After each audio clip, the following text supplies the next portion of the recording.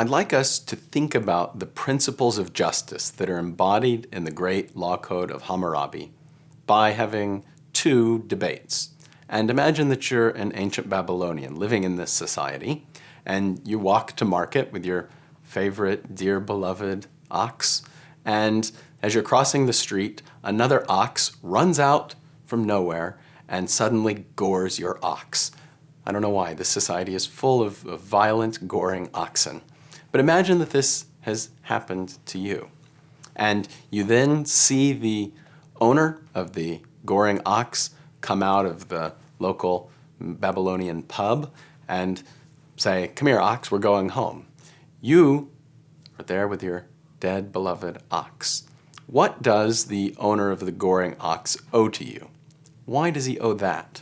What are the principles that are at stake?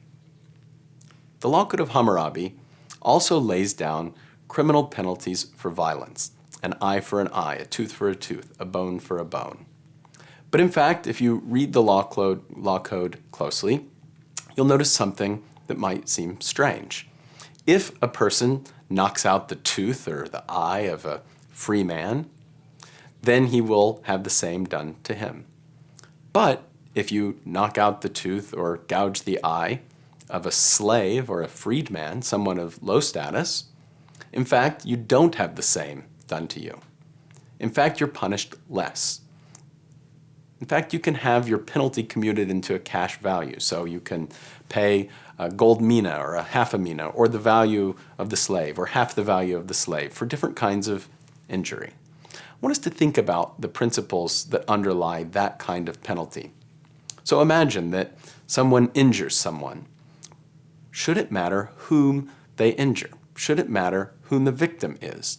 What if you commit a crime against someone who's a terrible person?